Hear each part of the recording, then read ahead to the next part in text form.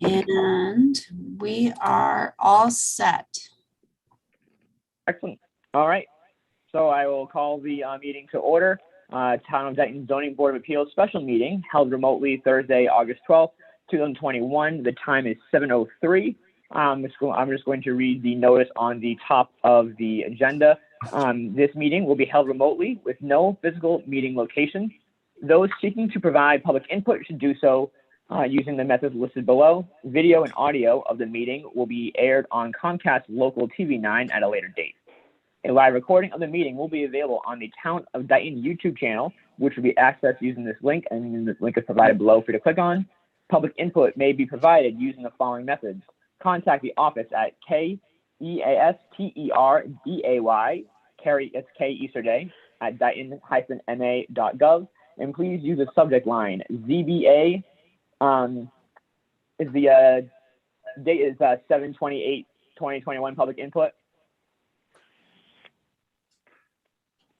Carry on that. Actually, if you could make it 8/12/2021 public input.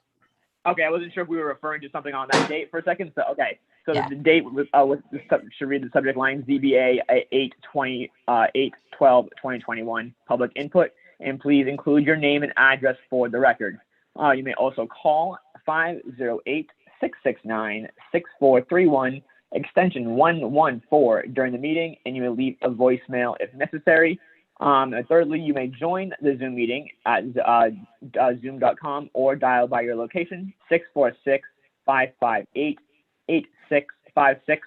The meeting ID is 881-7817-4707. Passcode is 266820. And just as a reminder, when you're brought into the meeting, just let Carrie know you're here, and then she will mute you, and then she will call upon you when we get to the public input portion. If there's any public input tonight, please, you will not be acknowledged or addressed until we do open the floor for public input.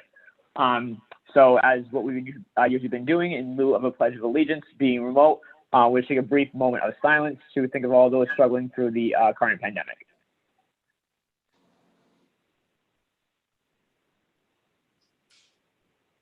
All right, thanks everybody. So we have one reason for this meeting tonight is to review, discuss, and act Stonegate Landing LLC comprehensive permit notice of notice of project change request. Carrie, do you have the post worded exactly how it was in the paper that we can read into the minutes in front of you? I'm pulling it up now. I could put it on the screen if you'd like me to. Okay. If that's one thing that I know that it's just one thing that I know that we used to do all the time, and I thought the other day that it's one thing that being through Zoom we kind of have been forgetting to do that portion. So I do just want to make sure that we if you don't have it to read, that's fine. But if you want to put it on the screen, that is good. That's fine. So just to be clear, we didn't do a notice of the a publication in the paper yet because we haven't determined whether it was a major or a minor change yet. I think that's what the purpose of tonight's meeting was for. Oh, right. You're right. Okay. But I'll still bring it up on the screen if you'd like. No, you're right. I just had in mind like it's a special hearing, not a public right. Hearing. Okay. So here's the the notice is up on the screen right now. Awesome. Is the applicant or whoever represented the applicant here tonight, Carrie? Both the applicant and the representative, Mr. Paul Cusson, is here. All right. So Paul, if you would like to take it away, the floor is yours, sir. Thank you, Mr. Chairman. I hope all is well with everyone. Marguerite, looks like you're enjoying yourself. Looks like you're in the field of flowers back there. Much nicer thing to look at, Paul, than the back of my office right now. So I tend to keep that virtual screen on. Oh, good. The purpose of our request is pretty simple. In the comprehensive permit that was issued to Stonegate Landing LLC and amendments thereto, there was a condition number 9 of the amended permit that basically stated that in condition number 9, as I indicated in the change, is that the last sentence, which states that sales of vacant lots to persons or entities other than Stonegate Landing LLC shall be prohibited going forward. And so just to give you a little bit of a background, what ended up happening is that there were a number of lots since 2012 that were sold.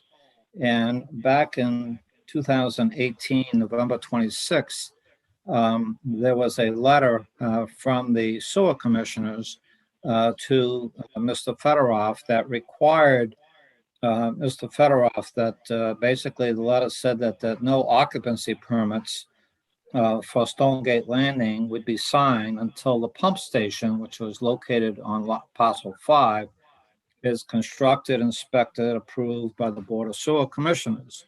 So that was a very substantial financial undertaking.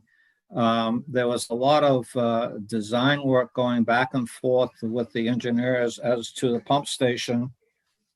And bottom line, from a layman's point of view, it's state-of-the-art pumping station, and it's designed, and they require the design to include what would be known as phase 2 of the development. So it's designed for substantial flow for the entire development. The estimated cost at that time was somewhere around $250,000, $300,000, ended up costing about $350,000. So in order to help to finance that, Mr. Fedorov ended up financing the developments or the houses to be built in a different way. It's no similar to a builder building a house on someone who purchased a lot. They would provide, they are the builder. So what ended up happening, Mr. Fedorov sold, and it's outlined in my request, several lots to individual buyers that he was building a house for. So you can see on the chart on the second page, which lots were sold and which lots are still presently owned by Stonegate Landing. So what he ended up doing is he sold a lot, raised cash, and built the houses. He and Stonegate Landing are still the builder. We're not asking for that to change.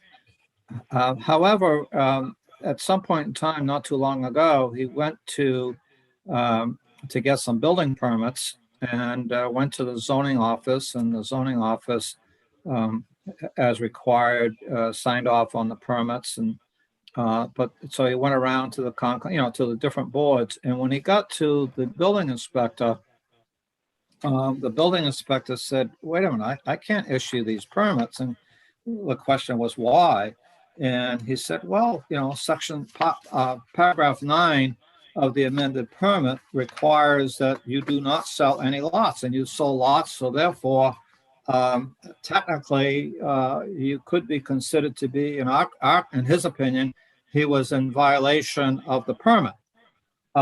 So what we're asking is that last sentence of paragraph 9 that says sale of vacant lots to persons or entities other than Stonegate Landing shall be prohibited going forward be struck. We still are okay with leaving it in. I mean, Stonegate Landing and Rich is the general contractor. The license that is being on the building permit is that of Mr. Fedorov. So there's no intent to circumvent the fact that they wanted Mr. Fedorov to be the builder. He still is the builder, will continue to be the builder. So we're just asking for that sentence to be eliminated. All right. Marguerite, before we open the board for questions, if you want to give your input and your advice on this. I guess I'm going to start off by saying that tonight, the board's being asked to determine whether or not this request is a substantial or insubstantial change. That's your vote that you need to take tonight. If you find it's insubstantial, your own 40B rules and regulations would allow you to impose conditions on this.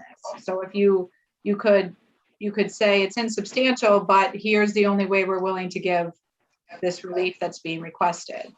And if you find it's insubstantial, it's deemed granted with any conditions that you apply. For instance, you might say, we're only going to allow it for the 4 lots that it's happened for and not it going forward anymore, or something else. If you find it substantial, then the next step is that a public hearing, the notice of public hearing has to happen. And then this becomes a public hearing where abutters will be notified, and we will have the board make a decision as to whether or not to approve the requested change. And that will take either 1 meeting or more to do that. With the developer's agreement, if there's a question tonight that needs to be answered, the developer could agree to extend the time for the board to make this decision. But if he does not, then the board needs to act tonight on this vote of substantial or insubstantial, because the developer did agree, and I appreciate it based on my own unavailability, to hold the meeting tonight, but you're at the end of your 20-day time frame where you have to make this decision, or else it's deemed granted anyways. I have a few questions myself, but I'm happy to let the board ask their questions as well. I have a few concerns. Yep. But I think, Mr. Karen, it might make sense for the board to go forward and ask their questions first, keeping in mind what I just said. And then maybe I can ask any other questions I might still have after that. Yep. But before we even get too much further, I just we do need 3 voting members on this case. Before John does assign that, Peter or Dad or Greg, were either of you on this original case? I know the board's shaken up quite a bit since then, so obviously we don't have all 3 of you guys here, but were any of you on this case to begin with? It was before me. Yeah, I was on it. So Greg, it was before your time, or you just weren't a voting member on it? Yeah, I believe it was before my time. I came in towards the end of it. Towards the end of it, okay. So I don't Yes, know. it was Peter, Bob Adams, and Mr. Pacheco, both Ken and Joe. Okay. So the reason why I am saying this is because I don't know, Carrie. I'm sorry, Marguerite. If I know it's a new case before us, so to speak, but if it, would it be beneficial for as many people to be on this who have prior experience with this case, or does it not really matter at all? So with these types of cases, you don't have to have people voting on it who were on it before. The original permit was actually voted on by 3 members who are no longer here: Mr. Joe Pacheco, Robert Adams, and Matthew Murphy. The modification in question was voted on by Peter Karen, Ken Pacheco, and Greg Logan. Okay. So John, I mean, not to tell you who to pick, but just keep in mind, if you do put my dad on it, I should not be on it if possible. And Susan is relatively new to the board, so I think our options are kind of limited for who we pick, but. I hear you. So I think what I would do is I would ask that Greg Logan, Peter Karen, and Jonathan Gale. All right, thank you. I didn't mean to interrupt you, Marguerite. I just didn't want us to go too much further without having voting members on it. I have a point of order question. Oh, yeah, absolutely. Yep, sure. Marguerite, why can't 5 people still be voting members? Because if 3 people, then we need a unanimous vote. It's a 3-person board, Mr. Cousin. It's not a 5-person board. Oh, I'm sorry. It's okay. It's a good question. Okay, thanks. All right. Okay, so so board members, I will turn it over to whoever has questions may have the floor. So this is Jonathan Gale, and I will ask questions of either the developer or Mr. Cousins. I have a couple of questions. First of all, thank you for presenting, and I appreciate the explanation that you provided to us, Paul. Could you tell me, or the developer, the lots that were sold to the owners, were any of those lots 40B lots originally? No. I'm sorry? Yeah, the answer is no. Okay. There was, Mr. Gale, there was, and maybe this is what you're referring to. At one point in time, there was some confusion, and I got a call. I think it was from Kerry and someone else. There was the Board of Assessors or something. There was some confusion between lots number 3 and 6. At one point in time, lot number 6 and what's that, Richard? 3 and 9. 3 and 9. So at originally 3 was an affordable lot, and we went to the board way back when, a long time ago, and there was a modification changing the affordable lot 3 to lot 9. So I don't know if that's kind of what you're referring to, Mr. Gale. Yeah, thank you. That's part of what I'm referring to. The other question I would have is, in order for these changes to have been made at any point in time, would they have required prior approval from the Commonwealth, either DCHD or the monitoring agency and so forth, in order for any of this to have been done? And if yes, was that done, and were they notified? Well, it's sort of a legal question, but I'll answer it. DHCD, the purview of making changes to the comprehensive permit, et cetera, all falls within the jurisdiction of the board. If, for example, we were asking the board to reduce the number of affordable units, then we would have to go back to DHCD, and actually that would not be approved because we'd be in violation of the statute. So my understanding is that there is no approval necessary from in this case here, it is, good question, I think it's DHCD. Right. So the answer is it's not necessary. Marguerite, do you concur with that? Well, I guess this is where I'm a little confused as well. I'm not sure I agree with that because of the limited dividend organization requirements for applicants. And I'm actually thinking it might be a good idea for you to get that opinion from DHCD or the monitoring agent. Who's the monitoring agent on this, if you recall? Well, it used to be, I believe it's South Shore Housing. Okay. I'd have to double check that, and they're not in a position to make that sort of a decision.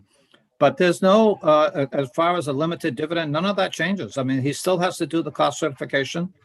Right, I understand that. I'm concerned that when you sell off a piece of vacant land, you're not, and I looked at the deeds. I mean, they don't, other than referencing the title of the plan saying comprehensive permit, there's really not any obligation on the part of these landowners to build the houses that the applicant says, other than there's a comprehensive permit and someone could try to enforce it in various forms. But I'm concerned here with the way this has been done and the history that we have and the reason this decision is written. And that's why I'm not in a position where I feel I can say to the board that yes, DHCD has no authority here. I think DHCD does have some authority here. It is a comprehensive permit. I don't think it's typical to sell vacant lands in an approved comprehensive permit to somebody. I think it's typical to build a house on it and then sell it at that point in time. I hear what you're saying. I'm not sure what you're referring to about the large vacant piece of land. The lots that were, my understanding is the lots that were sold are listed on the on our last page of our request.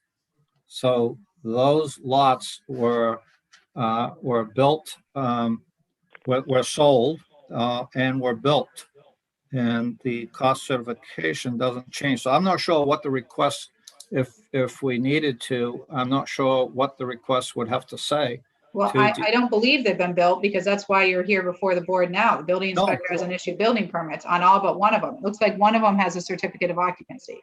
Lot One three. of them, yeah, one of them was actually sold and closed. And the other ones, he's looking to get a he would be going get building permits on those lots. But there's a deed that's transferred ownership of those lots already for, Yes. you know, $120,000 or $300,000 Correct. effectively. So Yes, they've been sold. Miss Stonegate Landings LLC is not the owner of that property anymore. That's true, but And there is Stonegate, no house on it. So it's a vacant piece of land. I don't disagree with you. I'm not sure what the wording And would the, be. the second question I would ask on that part of Don, it Don, is, hold on, Don. Hold on, just let Okay. let him take. okay, I'm sorry, go ahead, Paul, I'm sorry. Yeah, that's okay. So I'm not sure what the wording would be, and I'm stumbling a little bit here. I'm not sure, Marguerite, whether this is under the LIP program, or I think this goes way back. I think this was under Mass Housing's, might have been the NEF. So I think it was NEF, Paul. yeah, I'll so the double check. request, if it became necessary to do a request, it would be to Mass Housing. Okay. Yes, it was NEF unless it's changed. I don't think it's changed. No, it hasn't changed. So DHCD has no real involvement in this particular Right. development. So I would suggest that Mass Housing should provide guidance in this. Given it's not typical. I don't think it's the intention of 40B to do what was done. I understand the rationale that was given, but the problem is that when this condition was written back in 2012, I went back through my notes and the minutes of the meetings at that time. And the reason this condition was written as it was is because there had been the sale of land to third parties. And at the time, houses constructed that were not approved houses. And Mr. Fedorov at the time said, I'm brand new to 40B. I didn't understand it. I met Mr. Cousin. He explained to me how I go about selling an affordable house. He explained line for line what I need to do. It was an error, but I'm not planning on doing that again. And the board and he agreed this was the reason this condition got established, was because they didn't want this situation to arise again. They didn't want to put landowners in the position of now being in a little bit of a mess because maybe you can't get a building permit issued, and they didn't want anybody to be violating the terms of this decision. It's up to Stonegate Landings LLC to implement this decision, which envisions in and of itself, as every 40B does, that a property is not sold until a house is on it. A house that is constructed consistently with what has been issued in final approval. And that's not what was done here in these cases. And that's not what it appears Mr. Fedorov is looking to do with the remaining lots, which the affordable lots, there's a bigger problem with the affordable lots, but by eliminating this condition, that's the crux of what I'm understanding is the request. Well, let me clarify just one thing. Going forward on the lots that he still owns, we're not asking to be able to sell those lots. And what happened is subsequent to the decision that was written by the board that was agreed to by Mr. Fedorov is the letter dated November 26, in which the sewer commissioner, put themselves into, and basically said, we're not issuing any building permits, even though the comprehensive permit said yes. So he was caught betwixt and between. And had that condition been known, prior to the request, maybe things would have been differently. But the reality is that he's trying to, and I hear what you're saying with Mass Housing, but the reality is he's trying to fulfill his obligations in building all the houses that were approved and building this pump station that was in our opinion, was way over designed and way too expensive. But that's why in order to, so he had to sell the land, but he's still building the houses. And, I'm not sure how the request would be made to Mass Housing, because I have seen a couple of 40Bs in the past where some people have sold some lots. And that became a question as to how you do the cost certification. So if a lot was sold, for example, to an individual who was building their own home, in the past, Mass Housing has said, okay, so you just got to cost certify your sale of the land. So I'm not there again. I'm not sure how to phrase the request to Mass Housing, and I'd be willing to work with you as to how we're going to do that. Okay, so one piece I would say is I think perhaps we could work together to figure out how we could check with Mass Housing on the request. The second part is the request, as I read it, asks to eliminate that sentence.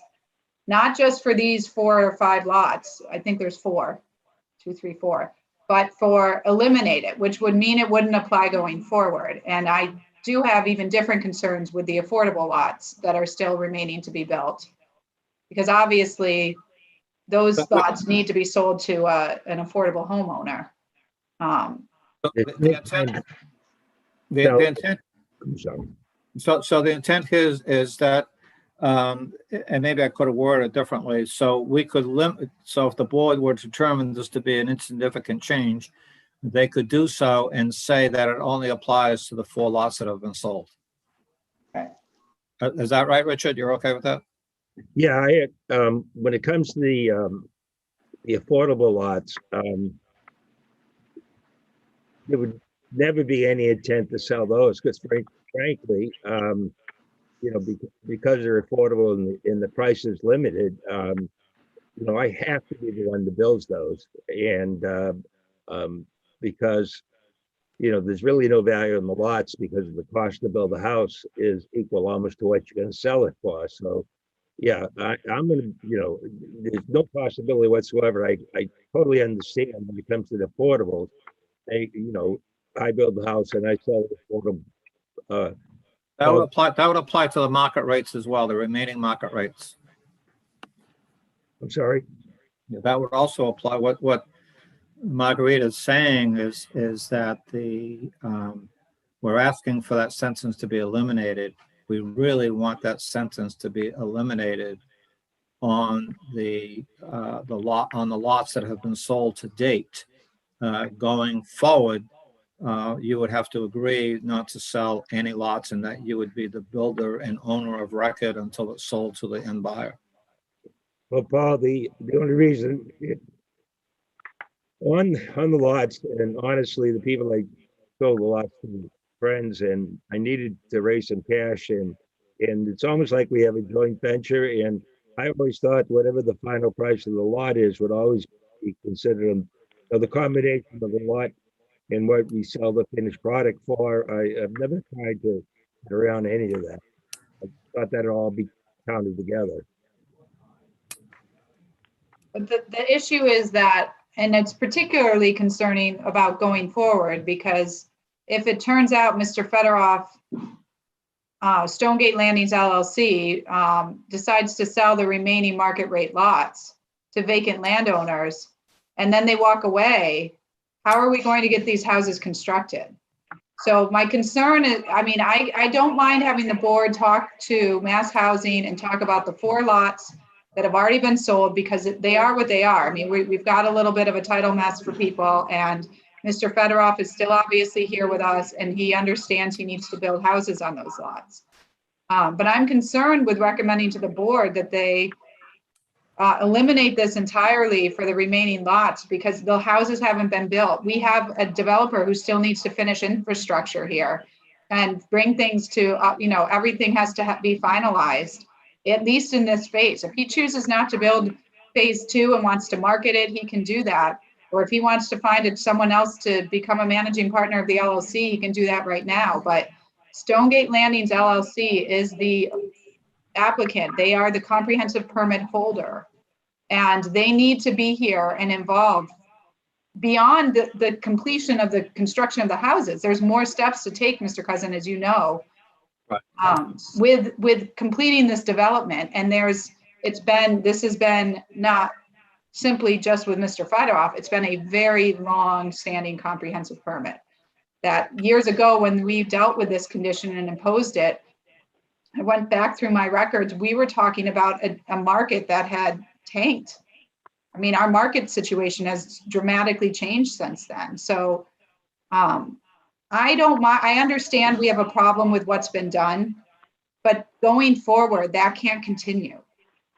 And I'm And we're concerned in that maybe even just listening to Mr. Fedorov tonight, that he doesn't quite understand that aspect of it either. This isn't about a joint venture. If he wants to have another managing partner in his LLC, he can do that. That's how this would work. That is the limited dividend organization that holds this comprehensive permit. But he needs to be the builder, not somebody else, even on these 4 lots. And we're in agreement with that, Marguerite, that he will be the builder of these 4 lots only. Well, he will be the builder also going forward. And beyond those 4 lots, this condition would remain, that he cannot sell any of those lots. So he's in for the duration of the development and not selling any other lots. There's no reason, in my opinion, to raise any substantial amount of cash. It was primarily for the sewage treatment plant that was very expensive. Oh, I'd like to create one thing. We did sell, I did sell 4 lots. One was lot number 3, and that was sold way back in 2019. And when I got the building permit, the buyer, with that buyer, I made a agreement with them to sell them a lot, and then they signed a construction agreement where I was going to be the builder, and that combined amount was $380,000. So I just split it up, and then I got the permit, and I was still the owner, but the buyer was getting their construction financing, and at the time they thought rates were going up, and they wanted to lock it in, and that was just the means of getting finance. But the person I sold the lot to, I built the house for, I was the contractor, and it was all tied with their bank, and that was the first lot. Now, I applied for 4 lots, but there are now, so that one lot with symmetric on lot 3, house number 981, it was a 2-part deal. I sold the lot, then I took back the contract to build the houses. And even with these, then there are the 3 others, 2, 4, and 35, where I sold a lot, but I have a contract to build the houses as well. When we talked about 4 lots, I applied for building permits. One of those was an affordable on lot 37, and that, I haven't sold that, and with the affordables, I know that wouldn't have been possible. So, I mean, going forward, it was to get the station built in a way of raising funds and alternate financing, and but I would have no need beyond that. And certainly, there are 9 houses left to be built, 3, and of those 9 houses, 7 lots are market rate and 2 are affordable. But beyond, I need to finance the station and then generate money, then go ahead and build the houses. That won't ever happen. Won't have it happen again. It just got me over the hump. Okay, so thank you for that clarification. I was actually wondering how lot 3 got a certificate of occupancy, but you explained that you still had ownership of the land at the time you applied for that building permit. Well, when I applied for the building permit, Marguerite, yeah, I own the land, and I had to get the building permit because the bank was not only financing the construction of the house, but the land too. There was a release from the bank to buy the land, and so I had to get a permit prior to closing. And then we just went ahead and we built the house and the bank was in right along and was always intended for that buyer. And it wasn't going to be anything else than that buyer. Okay.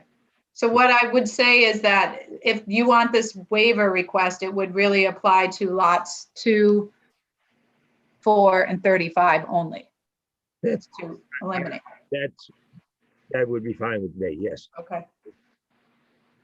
Marguerite, this is Jonathan or Paul. I'm going to ask you both. If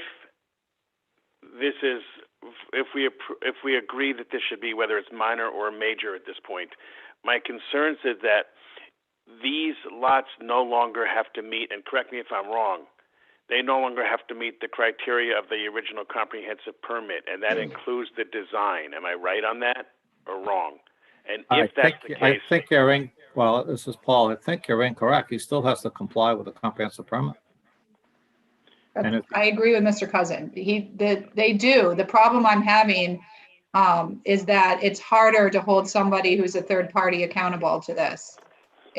Because they're not the applicant, but it might be helpful to the board if they received a copy of the construction contract for these 3 lots, because that would give the board the sense that these 3 lots have already agreed that Mr. Fedorov or Stonegate Landings LLC, either or, is constructing the homes on it. And that way you'll have that information in making this decision. And I think it would also be helpful for the board to get Mass Housing's input on this. Although with all of this information now coming out, I think Mass Housing is probably going to be able to give guidance on what needs to be done at cost certification and either say we take no position or indicate they don't think there's any concern with the comprehensive permit. And I believe the monitoring agent, I'm not sure I don't know. I'll have to think more on that one.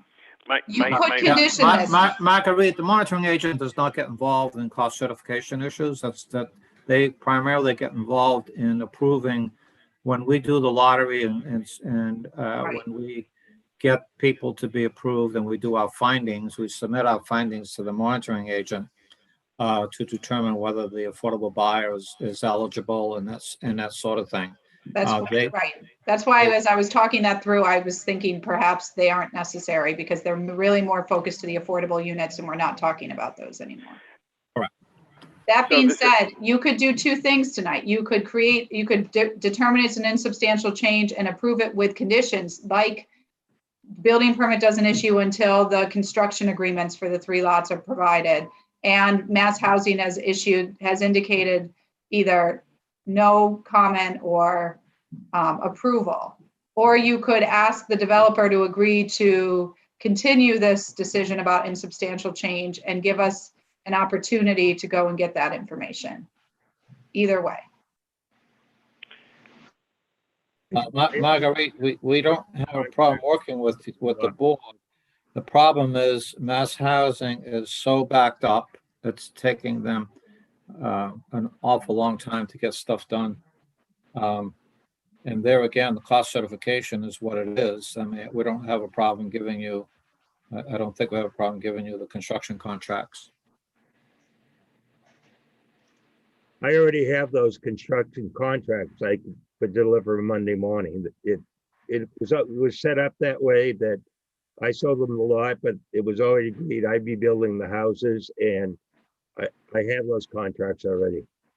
There again, we can supply those and I mean, it does not change, no matter what we do, it does not change the rules as far as cost certification is concerned.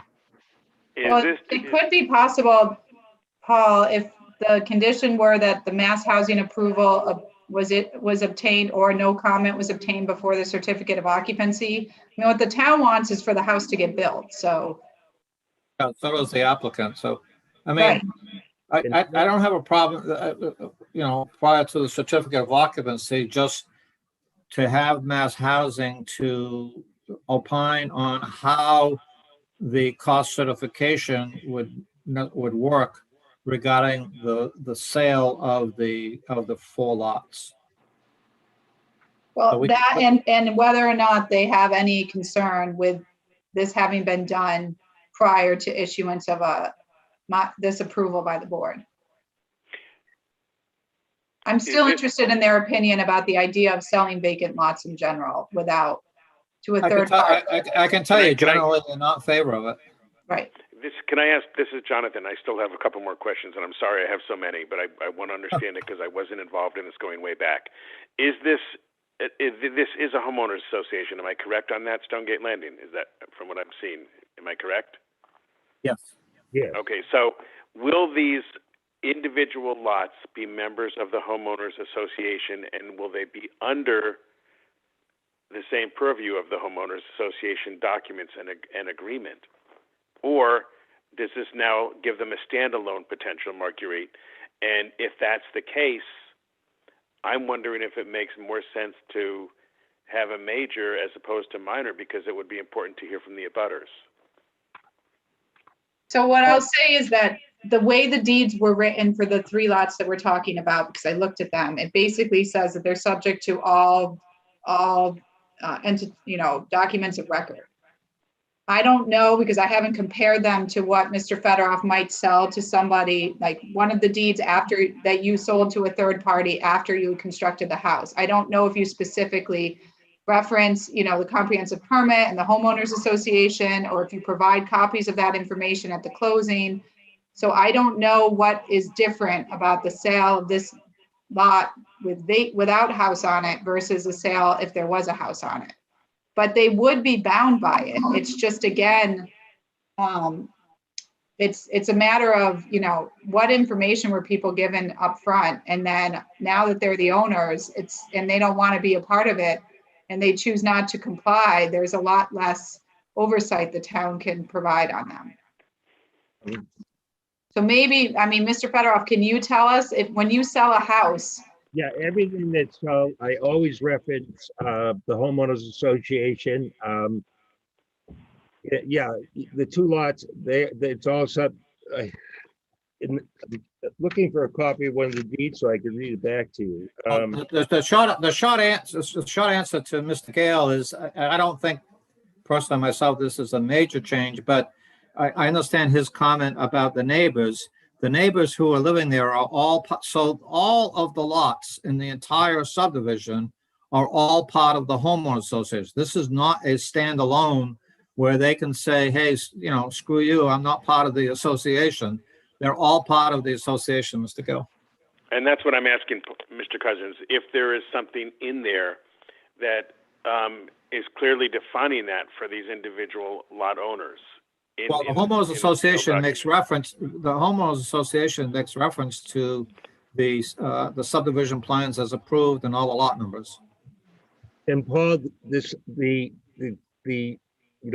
recorded docs also say that I convey it subject to the homeowner association, and the homeowner association is comprised of all lot owners, not house owners. If you buy a lot, like the 3 lots I sold, right now they're subject to homeowner fees. Okay, that's just goes with the title. There's no other way to do it. And in the deeds that I saw, even I don't have, I'm afraid of my home office, but the deeds to these 3 lots are all subject to rules and regulate, the homeowners association.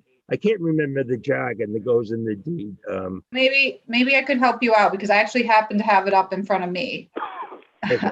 And so the only thing that I saw was it said subject to and together with the easements, takings, restrictions, reservations, and all matters of record insofar as enforced and applicable. Is that the one, which deed was that, real estate? This was the deed to Skyview Realty, but the other one had the same language. I looked at both of them. Okay, So this is for lot 2.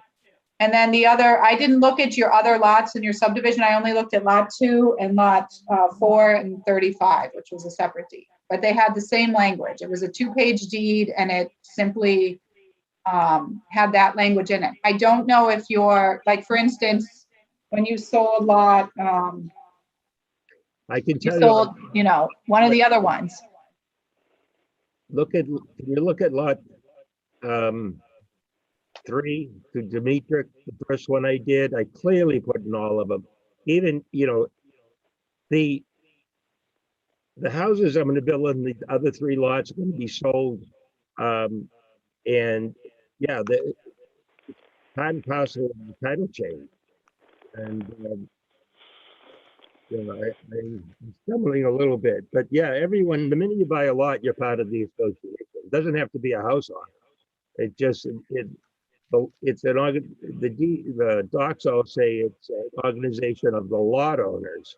And you own a lot, you own it. It's subject, you do a title search, the homeowners association, the rules and regulations, everything that goes with it. It's all part and parcel. Sometimes, I let the buyer's attorney, they do it, they prepare the deed, and I'm much more careful when I do it.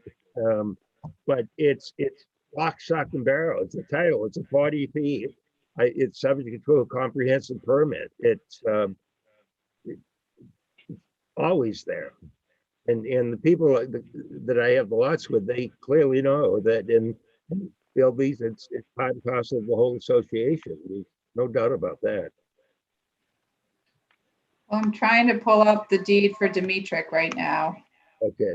and see if I see anything different on it.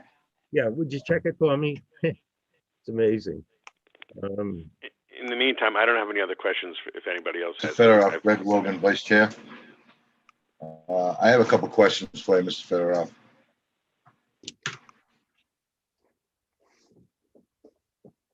You guys hear me? Yes. I have a couple questions for Mr. Fedorov. Yep, that guy, Greg. You started selling these houses in 2018. I think it's when you did the certificate of occupancy, moved in 8/8/9 of 2019, lot 3.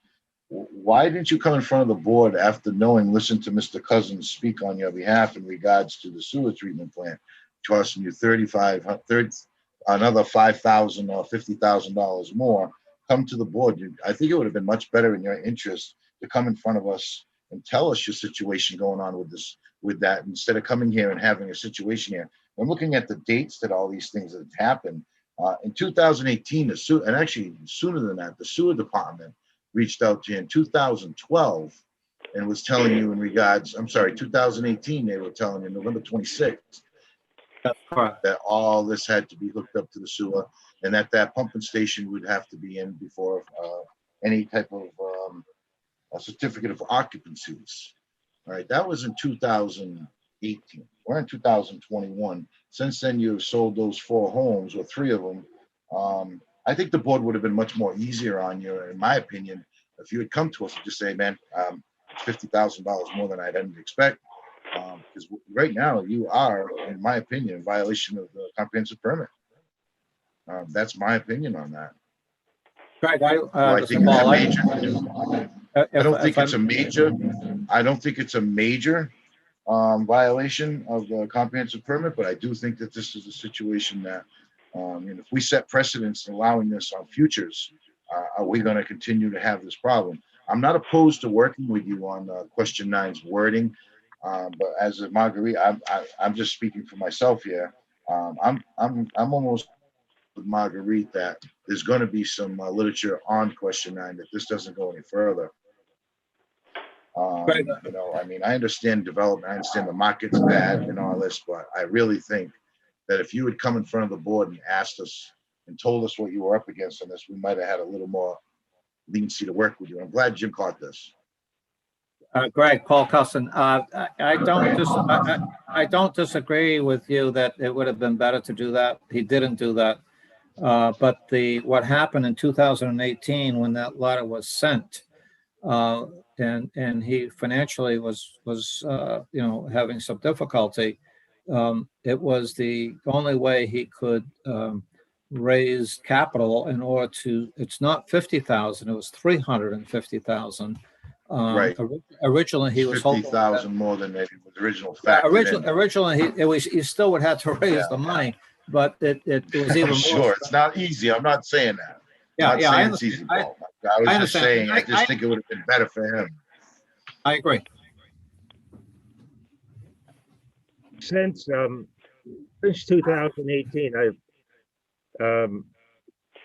the houses are referred to from the sewer letter. They were all constructed before 2018, and they allowed me to connect to the E1 pumps. Then to go any further, I had to put the pump station in. So there's only been one house built since 2018 and occupied. That's lot number 3. And Yes. I had to get the pump station done. And so I started the station and I started the building of that house at the same time. And then the station went way overhead. And so there's just been one house added since 2018. And because I needed to get the station in, that slowed everything down. So there's only one house, and that was the metric which I built, and we built the house and he moved in. It was just a method of finance. It's a single house. Rich, the point he's trying to make is, and I agree with Greg, the point he's trying to make is you should have come to the board, tell them what the pickle was, what the jam was, and the board, I'm sure, would have worked. I understand you didn't do that, and there's nothing much we can do about the fact that you didn't do that. The other thing, Mr. Logan, is and Richard referred to it a little bit, is that the previously on several lots, he received permission to put the E1 pumps in, and did that, and paid for it and so forth. And then in this letter from the sewer commission, now they want him to take it. Now they wanted him to remove all of those E1 pumps and relocate those houses into the new pump station. So that's where some of the additional costs also came in. That was just, No. now that Been done. you brought it up too, there's also a house number 9 unit, he's refusing to do the connection. Is that, I mean, I know that's not what you hear in front of us, but I was just reading your letter. Yeah. Lot Number 9 did not want the E1 pump. No, he wanted to stay with the E1 pump. Correct. He Is that didn't- okay with according to the sewer department, that was supposed to be all disconnected, according to their letter, and hooked up to the sewer. He doesn't pumping want anybody station. on his property. He wants to keep it the way it is. You should I see get it. money spent. Well, it is in his recorded deed, correct, that those would have to be removed and hooked up? Isn't that on the deed, when you guys did all the paperwork for that? That this is a temporary, I'll call it a Band-Aid, to get the place up and running? That's gotta I'm be not sure. recorded on the deed. I refer to Mr. Federoff. I'm not sure what that deed says.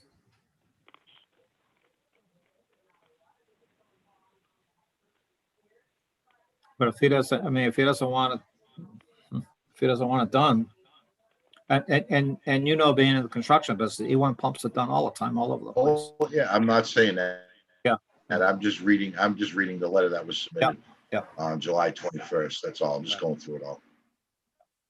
Like I said, Yeah. I understand hardship. I do build, but as a zoning officer, not a zoning officer, but a zoning member, I do think that the board would have been much more easier with understanding the hardship of, hey, I took on a project that was in failure to start with, have done great things to it, trying to go forward, and here we are. And now, but now we're at the point where this has already been done.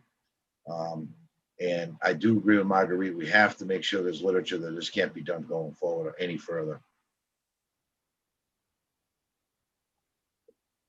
I just don't want to Dad. sacrifice. I agree. Dad, did you have anything different other than what's?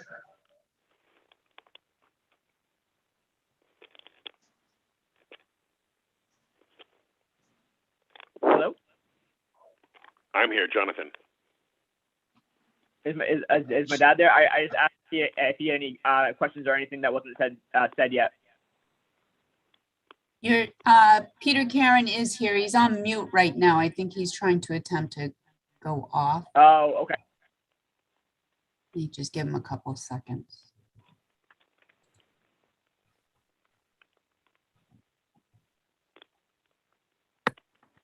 Can you hear me now? Yeah, Gotcha. yes. Oh, great. This freaking thing. you pay for all this money for this stuff. And anyway, I agree with both Jonathan and Greg. One of the things that concerns me is the history that we have with this developer. This is not the first time this has come before. Well, this is the first time this has come before us, but not the first time this developer has come before us and said, I didn't know, or this is how much it's going to cost and I didn't realize. If I had to make a decision now, I don't think it's a substantial change, but I would not vote that it's not a substantial change because I am not ready to approve this tonight. I don't know how Greg and Jonathan feel, but there's too much information that I think we need from housing and from Marguerite before I would say that this should be allowed to go forward. I do have one. I agree with you, Peter, on that. My question is more towards Margaret. Is there a time thing that needs to be done with this, or it can go forward regardless? Without the developer's approval to extend the decision as to whether it's a substantial or insubstantial change, then you would need to take that vote tonight, or it would be deemed insubstantial and approved as written, which doesn't even give you the limitations you talked about. So unless the developer withdraws and refiles, that's the other option. Here's what I'd like to do, Marguerite. I hear everybody's concern, and the problem is getting a response from Mass Housing in a reasonable period of time. And you know, I'd be willing to extend the period by which the board has to make a decision of substantial versus insubstantial to a date that would be reasonable to give to you and the board any additional information you may be looking for. I'm just concerned that we're not going to, you know, maybe there's a way to word it with Mass Housing. I'm just concerned that Mass Housing will not respond in a relatively quick manner. Now, we could put together a request to Mass Housing. And But Paul, you can't blame this board for that. I'm not blaming you at all. I understand you're not placing blame with us, but if it's somebody that we want to get confirmation from, it's not our fault that they're behind. It's the luck of the draw that your developer is here now, and we can't get information from Mass Housing. Well, how about if we do this? I'm looking. Okay, I hear what you're saying, and you're right. It's not your fault, and I just don't know. I mean, between Marguerite and myself, maybe we could put a little pressure on the urgency with Mass Housing, get them hopefully to respond quicker. Sure. I think this is Jonathan. I think there are really three things to me that beg to ask for a continuance or come up with a later date, as Paul is suggesting. And the three things are: one, potentially trying to get a read from Mass Housing; two, I believe there are some documents, it sounds like, for document production that Marguerite would like to be able to look at and see some of the language that's already there, and I could be wrong about that. But three, obviously, this also means that the language of what you're requesting needs to be changed to make that to make that whole as well, so that this is protected going forward. So I agree with you, Mr. Cousins. I think it makes sense to come up with a date further down. The question is how much time you and Attorney Mitchell both think is needed to do that. For all Why don't we do this? Why don't we do this? Why don't we extend, Marguerite? I don't know what would be for now, and we may have to extend it later. Let's see what we can do in the next couple of weeks. Sure. I'm fine with that. And I'm happy to help put pressure on Mass Housing to get a decision. I do think it would be easier and cleaner for you to submit a revised request and let the board vote on the modification request as revised. I can do that. And you, maybe if you want to send it to me ahead of time, we can work out the language. I would agree with that. I would too. And then it sounds like Mr. Fedorov will be providing us with the construction documents. And I'm going to take a look at some of the deeds in Stonegate Landing. It does look like the language for Lot 3 was consistent with the language for 2 and the other ones. But I'm also interested to see some of the ones you sold prior to that, prior to the 2018 with the E1 pumps. if they were different. Let me ask Richard a question. Richard, on the two remaining affordables, are any of those need Concom approval? That we have to go to Concom on both, and that's, so I'd like to start that process as well. One You of can do my, that. There's nothing to stop you from doing that. excuse Yeah, me? the issue is that the wetland line that was approved many years ago, right through the entire development, the Concom has been okay and just issuing building permits and so forth and so on. And it's just now apparently there's a new agent in town, and she's saying, or he or she's saying, hey, this is old, this needs to be reviewed and renewed. So Richard's in the process of renewing the BVW line. And we don't expect any changes, but it's still got to be done. So there's nothing to stop you from doing that, Richard. And my suggestion was going to be is, and I guess that won't happen in the next couple of weeks. So I withdraw what I was thinking. Okay. The status of the wetland line came in, and the new conservation agent, Lisa, let me know, and the whole wetland line behind the remaining houses has been really delineated, and I'm actually going in for a notice of intent on two lots. Two of the three lots we're talking about, 2 and 4, I filed the paperwork for notice of intent on those 2 lots, and then I'm going to work down the road. And I really would like to just move forward, get the 2 affordables built, and get this phase done, and then sit back and think what to do next. All right. So here's what we're going to do. We're going to extend for 2 weeks. What's that again? We're going to extend for right now for 2 weeks. I don't know I don't have a calendar in front of me. That'd be fine with me. I can get, in the meantime, I'm going to revise my request. We're going to try and formulate a request letter to Mass Housing. I'll work with Marguerite on it, and you're going to get the documents. Richard, you get the documents to me so that I can send them to the board. Is the board meeting anyways on the 26th? We're meeting on the 25th, On the 25th? Yep. the Wednesday, Okay, just shy of 2 weeks. It's so Monday. my suggestion would be to do that for the board's own courtesy, is we can put it on the 25th. But what do you already have scheduled? What would be the time frame? I have, for the zoning board, Yes. I have nothing on the agenda so far. Okay. So what time do you start your meetings? 7 o'clock. 7. Okay, and I know you have a request for me to write a decision that I'm working on. Yes. Okay, so I'm available on the 25th. I know all the board members are. Are you available then, Paul and Mr. Fedorov? yes, ma'am, I am. And I will provide you with those contracts I have. I'll give you copies of everything. Send And them to me, Richard. Richard, send them to me, please. I will, Paul. Okay.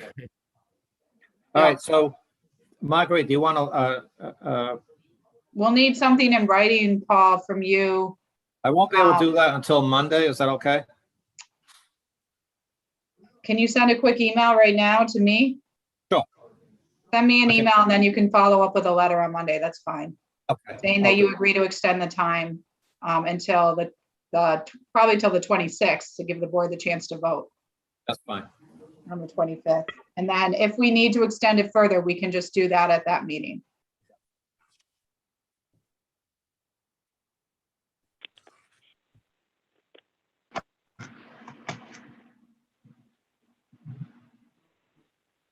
So then the board members would need to vote to accept the extension of the modification, the decision to decide if the modification request is substantial or insubstantial until the 26th of August, and then vote to continue this to August 25th at 7 p.m. Motion to. This is Jonathan, and I will make a motion to continue this discussion for the minor or major modification until the 26th. If you're continuing it, you're continuing it to the 25th. 25th. To the 25th of August, pending receipt of information from all of the parties so that we can take a vote on that night, or at that time vote to continue further pending, information received At 7 PM, right? at 7 p.m. Yes. Mr. Chairman, Greg Logan, I'll second that motion. All right, Only any the voting discussion? members need to vote on this, actually. Jonathan's was the one that, he's a Jonathan's voting member. Peter Greg Logan, Karen. Jonathan, Greg, and Peter. Both aye. okay. Well, Three aye. ayes. Okay, and then you'll also need to vote to accept the request of the developer to extend the decision on this being a major or minor modification change to August 26th.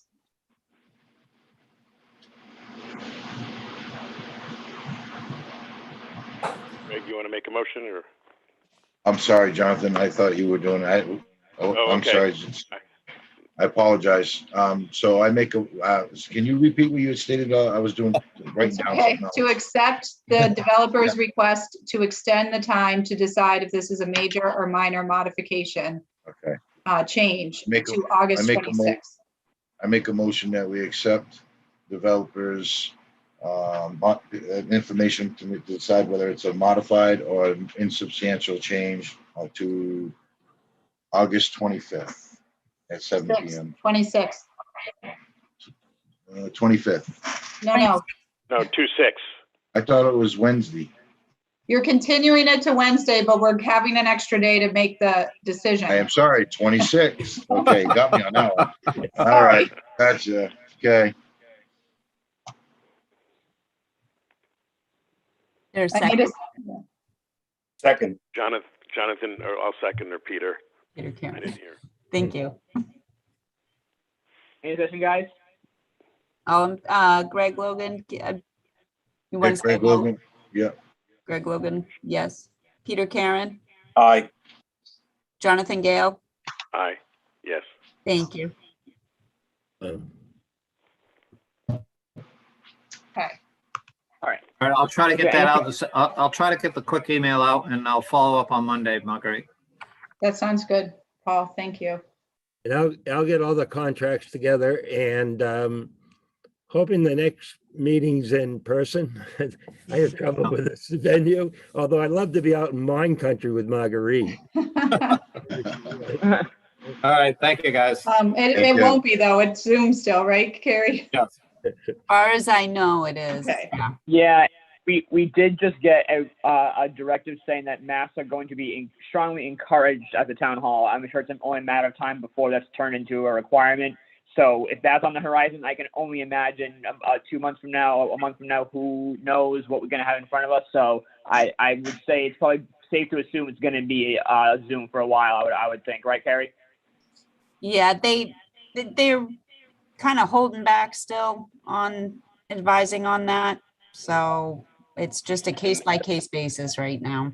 Oh, And the state guideline does allow for hybrid or Zoom meetings through April of 22. So Correct. absolutely. And like I said, we haven't heard from the town hall officially. No, I just know that I did see an email today that came from the town hall saying they would recommend that we start. But I was just kind of thinking ahead. That's all. Yeah, Yep. right. that's starting Monday. You're correct. Yeah. All right. Thank you all. This is Thank Jonathan. you. I will make a motion unless do we have other business for this? I don't believe. I don't have any public input. Okay. If there's no Yeah, public input, you have no public input regarding this case or for anything. Either. Oh, okay. then this is Jonathan. I will make a motion that we adjourn until the Wednesday, the 25th at 7 p.m. of August 2021. I don't even know what year it is. 2021. Close enough. Right, Before speaking after I, Marguerite talks, that's hot. After she gives her whole spiel, I I'm know. like, oh my God. before I call for a second, was there any public input on the board that they want to talk about? I mean, I did realize after the meeting, obviously I know the meeting for the Bristol Aggie sign, I wasn't able to make that, but the meeting before that, my dad made me realize that just because we have no more cases, the board can still talk about things, about the case or about other things before we adjourn. So I just wanted to make sure that, was there anything that regarding this case or anything else you guys felt the need you want to discuss before we do officially adjourn? I'm all set. I don't All right. believe I was at that meeting. No. Yeah, and it wasn't a big deal. It was just that we were about to adjourn, and my dad said, "No, wait, I want to discuss the case." And it's not often that we do that. I kind of forget that even though the applicant leaves, the meeting is still public, and we can still, by all means, keep continuing to talk about it. So Right. with John's motion on the floor to close, I just didn't want to rush and get us out of here when it turns out we have people that still want to discuss it. So I just wanted to make sure. I'm good. I'm good. I'm good. I'm good. Wow. All right. Okay. All right. So I did hear John's motion. Is there a second? I'll second Second. that motion, gentlemen. Any discussion? All's in favor? Jonathan Gale, aye. Hey, Greg Logan. All right. Bye, guys. Thank you. Thanks, Carrie. Thank you, everybody. Thank you, Carrie. Nice Thank you, seeing everybody. yous. Have a good Have a night. great night. Agree. Hope I didn't Nice make- to meet you, Susan, You too. very quickly. Sorry. Bye-bye. Okay. Bye, Carrie. Bye. Have a good night. Thank you too.